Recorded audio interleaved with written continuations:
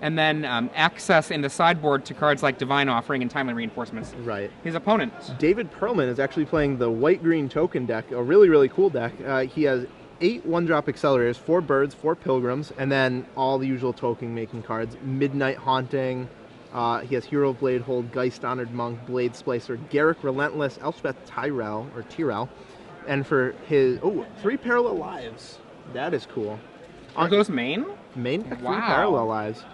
I know Jonathan Job at the Invitational played a Parallel Lives Mimic Vat deck that was a ton of fun to watch. Similar style. Looks like Dave Perlman has dropped the Mimic Vats, but is still playing the Parallel Lives. And 4 Beast within main deck. Wow. Which is also pretty interesting. Complemented by White Sun Zenith, the Sword of War and Peace, and of course, the Gavany Township. The card that almost makes it all work. I'm just imagining going turn 3 Hero of Blade Hold, turn 4 Parallel Lives. Because those tokens come into play as copies, so they're attackers. They are. So you'd be coming in for 2, 4, 6, 8, 11. That's not bad. Not counting if you have a bird or a pilgrim or something like that hanging around. Right. Which you would if it was turn 3. Wow. So Dave Perlman can have some explosive draws with this deck. Turn 2 Blade Splicer, turn 3 Hero, turn 4 Intangible Virtue. It's game. Looks as though they're still shuffling. From their main decks, there's 2 Sword of War and Peace that I think Gindy's going to get a lot of value out of. One of the, I think, important cards we're going to see in this matchup, though, is the Beast Withins from David Perlman. Being able to, at an instant speed, strike down a valuable equipment. Right. That's one thing that you don't really expect if you're Charles Gindy, especially game 1. A way to instantly kill an equipment on an Invisible Stalker or a Geist of Saint Traft. That's just something you can't play around. Not reasonably. So expect David to use that, or maybe even aggressively on Charlie's lands. One of the other things is that Midnight Haunting in David Perlman's deck is particularly good because not only does he have Parallel Lives, but he has Intangible Virtue. And so that means his Midnight Hauntings are actually not necessarily a straight-up take away my entire Haunting to deal with the Delver. It can actually be take half of my Haunting to deal with a flipped Delver. There's the turn 1 Delver facing against a turn 1 Avacyn's Pilgrim. David Perlman winning the flip here. Yep. For those of you just joining us, I'm Adrian Sullivan, joined here by Zach Hall. And this is round 3 of the Star City Games Live Open Series here in Atlanta. Yeah, both players with their desired starts here. Their 1 drop of choice. And David, main phase Midnight Haunting. Heads up play, again against blue. You don't want to get fancy. You're going to cast it anyway, so why not cast it main phase? Now this is something we did not see happen 2 rounds ago, where the blue-white control player just waited. End of your turnitis, it kills, folks. The Delver flips on the first try, revealing Ponder, and gets in for 3. Charlie offers the trade, but David does not take it. He wants to be the beatdown here. And plus, I think I saw another Midnight Haunting peeking out of his hand, so no reason to trade off quite yet. Now, the thing that's very interesting about this is if you're David or if you're Charles, either way, you both are accustomed to being aggressive. But when 2 aggressive decks face off, one of them is actually the control deck.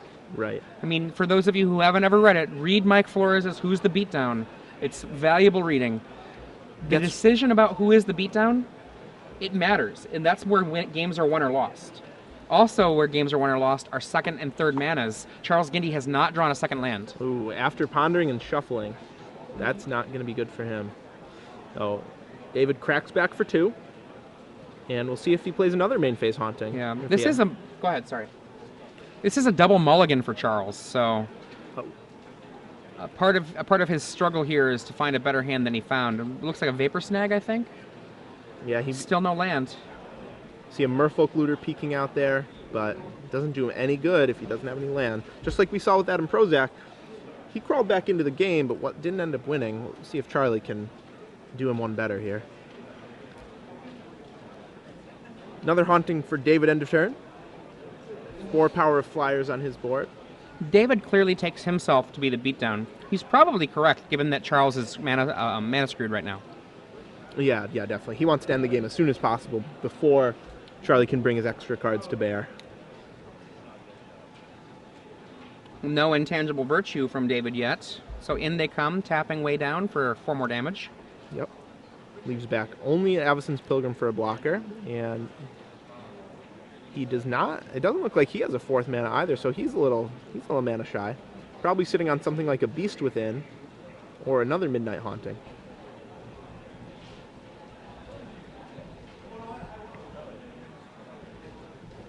Charlie draws his second land and gets in for 4. And see a Beast Within on his own 1/1 flyer. Okay. Yeah, this 1/1 flyer is no longer a 1/1. I think that's going to happen. Nope, Vapor Snag. Either way, he can do it before or after. Yeah. Doesn't matter. So David takes 5 on that turn, going to 9. And all of a sudden, he's the one losing this race here. But imagine how different this game would have been if he simply traded away his 2 flyers for that Delver on turn 2. David certainly is not out of this at all yet, though. I mean, he has a fair cushion of life. It's about, what, unless that Delver flips again, he's got 3 turns? Right, 3 turns. And he did just draw his 4th land, so we'll see what he has in store for us here. Only comes in with 2 guys. Wow, so that means he has decided to slow the game down a little bit. That's bad news for him. Yeah, I think he had to pick one plan and stick to it, but he lands a Parallel Lives. Parallel Lives. A blank this turn, but threatening a lot of damage. And I think if his plan was Parallel Lives, he had to not attack with anything here. Yeah, he just gets Vapor Snag now and takes a lot of damage. I think he played this game way too aggressively. Yeah, he did not know who was the beatdown yet. Right. 3/2 flyer for 1 blue. Pretty good. Dave drops to 4. Moorland Haunt? That's a Moorland Haunt. So Gindy with the 3rd land. Now that he is putting pressure on, he can just afford to sit back on his spells. His best card he could lay, if it resolves, would probably be a Land Geist Honored Monk. Yeah, definitely. That's assuming it resolves. Yeah.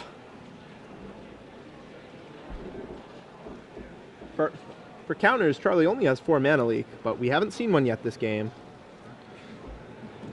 Oh, Blade Splicer gets leaked. Blade Splicer is leaked. Says go.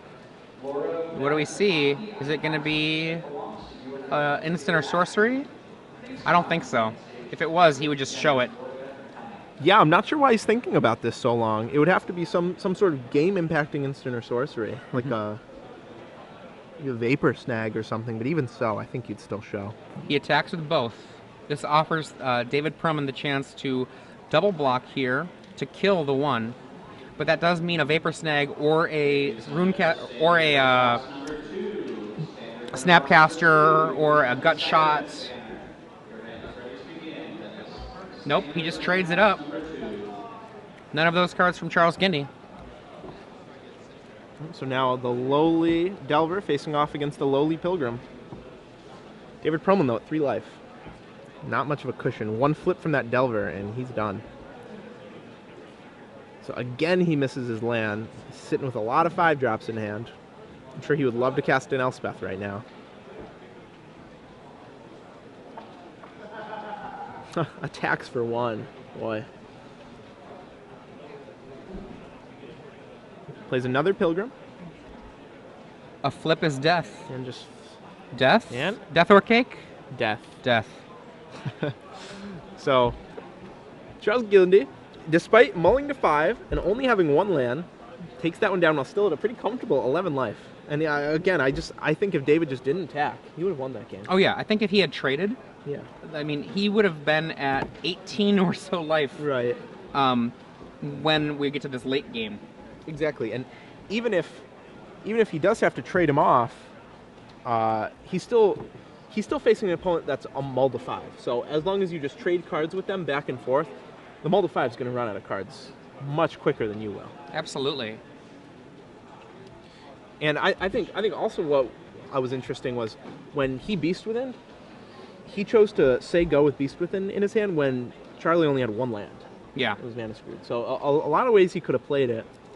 I think actually with the Beast Within, there was no, because it was a token itself, the Vapor Snag is going to work either way. Right. So that there's nothing there, but the possibility of a counterspell if if Charles lays a second land is real.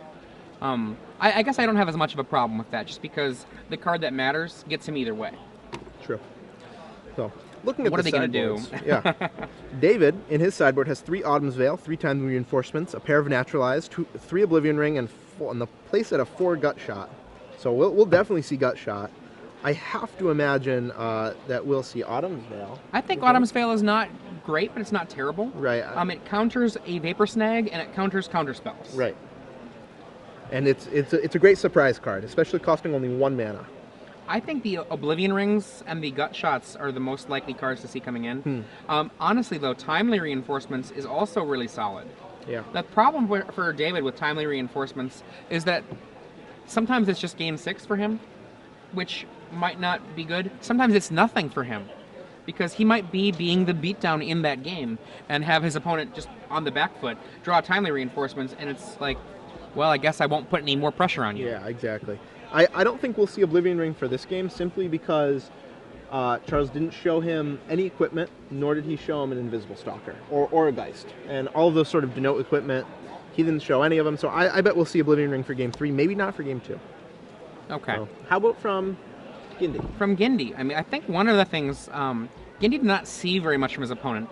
He did see enough to know that this is possibly a token matchup, so Oblivion Rings would be the first obvious card to come in.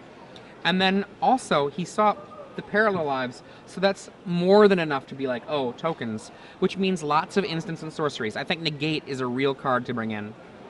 Ratchet Bomb Yeah. will also for sure be coming in. That'll Gut be one of the Shot, strongest cards. Weak against tokens, strong against mana creatures. Right. So I think that because he knows the mana creatures to get, we could probably see Gut Shot, 2 Negate, 2 Oblivion Rings, and potentially some other cards, but I would start there. Yeah, definitely. Phantasmal Image is okay against a card like Geist Honored Monk, but there's only one, and I don't think we'll see that. I actually think we might even see him cut some if he has him in the main deck. You know, yeah. Probably won't see too many images in the post-sideboard games. I kind of wonder about Geist of St. Traft in this matchup, because Geist is good if you don't have cards your opponent is going to put in the way of it. Right. And tokens? It's sort of the definition of that. Yeah, so I could see Geist being shaven down to 1 or even none. Right. By taking out Geist, do you think that he should take out some equipment as well? I think the equipment is still good. Yeah. You've still got Midnight Haunting. Sword of War and Peace is still a monster. And if you haven't played with Runecaster's Pike in a deck like this, one of the awesome things that happens when you're facing another deck that can also be aggressive, you spend your 2 mana to cast it, spend your 2 mana to equip it. Sorry, Rune Chanters, thank you. And then when you equip it, your creature holds off anything that it can block. Because that first strike is so huge that anything it blocks, it will just kill unless that thing also has first strike. Rune Chanter Pike Wars. Yeah, or like more likely a Mirren Crusader from some opponents, right? Or a golem. Is it golems that are created by Blade Splicer? They do. Yeah. As long as the Splicer's As long as the Splicer's in play still. But most of the time, it'll just be like a 7-1 first strike, 7-2 first strike. Yeah, you're like a 7-2 first strike. But then after you've cast it, on the following turns, you can just come in with one huge guy and then move it back to one of your defenders so that they can't profitably attack oftentimes. Right. That card is definitely a sleeper. Been seeing some plays 1 of, now 2 of. I think we'll see that creep up, especially after the swords rotate out. We'll see a lot more of Rune Chanter's Pike. Looks like the player is shuffling up for game 2, laying out their openers. Though they might both be going back to Paris here. Whether they go to Paris or they go to the Long Beach, they're served the same dish. Oh, it looks like David is going to mulligan. Yep. And Charles pondering his hand, and he's keeping. So who do you think this matchup favors right here? If you had to Honestly, decide. I have no idea how good Parallel Lives is. That I have not actually seen that in play. I've seen lists with the word Parallel Lives written on them. Right. But until I actually see what that card does, I feel like I don't really know what the answer is. So that I need to see what happens when that card hits. It's a scary card to face off against. It's also pretty slow though. You have to resolve it, then you have to resolve another token maker. Yeah. And I think if David maybe waited one more turn for that second Midnight Haunting until he got his Parallel Lives online, that game would have been different too. That's true. He had a lot of options available that game. And the line he took didn't end up working out for him. But we'll see if he can do better on 6 cards. The key to the green-white token decks a lot of the times is the one-drop accelerator. If they don't have a one-drop, their deck is just slow. It's not that good. It's filled with 4, 5s, and 6s that just don't do much. So we'll see if he can find one of those.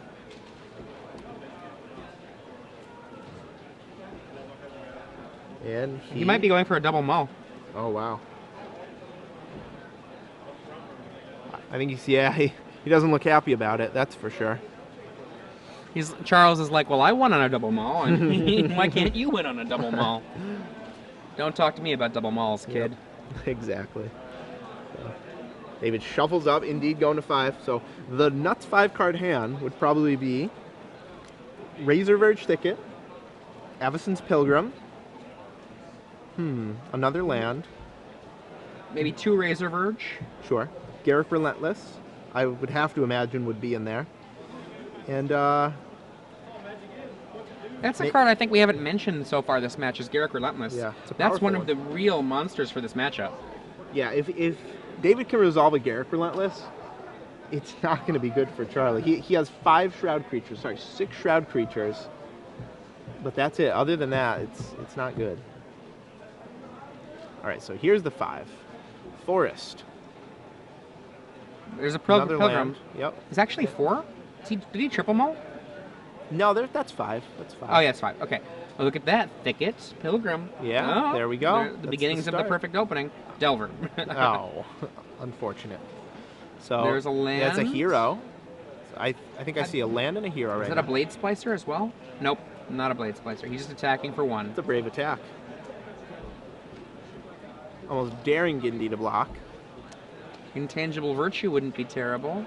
Oh, there's a second Thicket. He says go. Yeah, it looks like he has 2 lands and a hero in hand right now. So pretty short on gas. Delver does not flip. Charles attacks for 1. Has a Seachrome Coast in play now. Taps down. Lays a Looter, which means David is going to put a hero into play. It will resolve. And once that hero resolves, there's not a heck of a lot that Gindy can do about it. Gindy's answer is going to be Vapor Snag followed by Mana Leak. He has to do it that way or it's real bad times for Charles. Right. The only other option would be Oblivion Ring if he sided them in. He loots. He's looking for something. Still doesn't have a flipped Delver. Nope.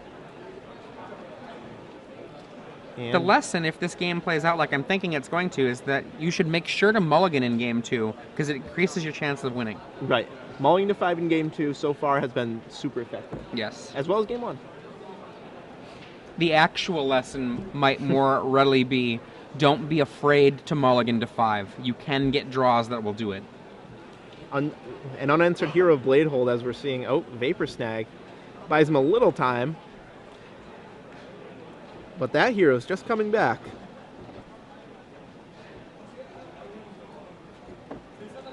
David drawing a Blade Splicer for his turn, so any spell he draws right now is good.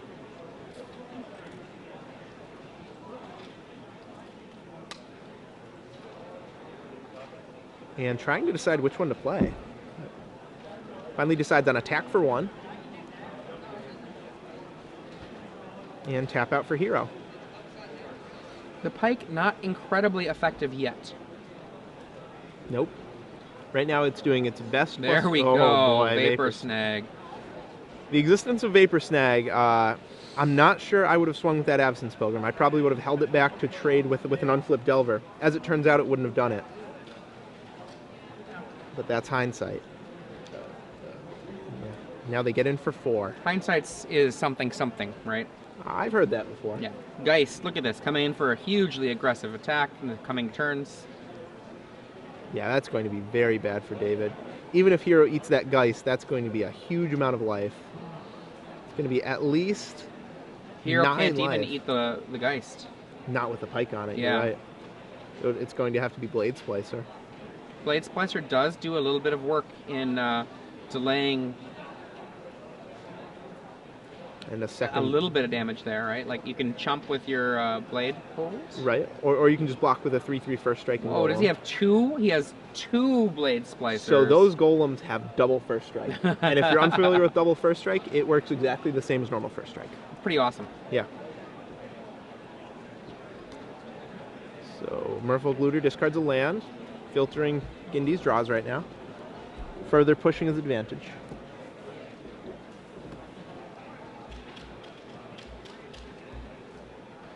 And contemplating his attacks, trying to decide if he wants to trade that Geist for a Golem plus 4 damage.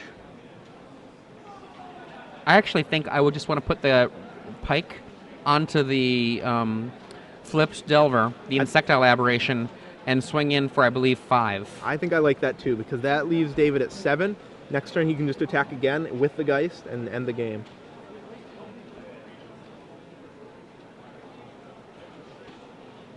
What? Gindy's not sure.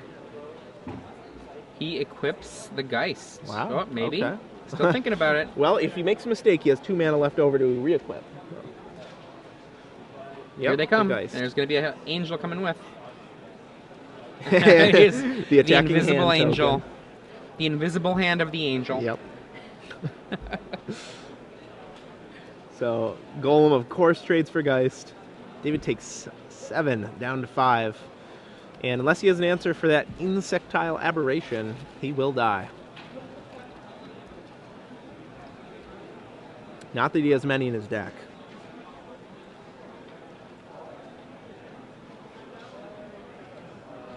And it doesn't look like it's one of them. I believe that was a basic Plains.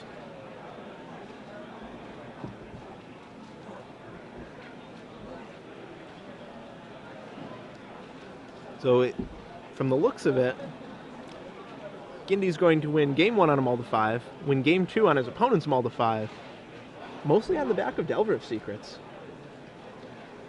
That card is just... I think that's a fair way to put it. Yeah.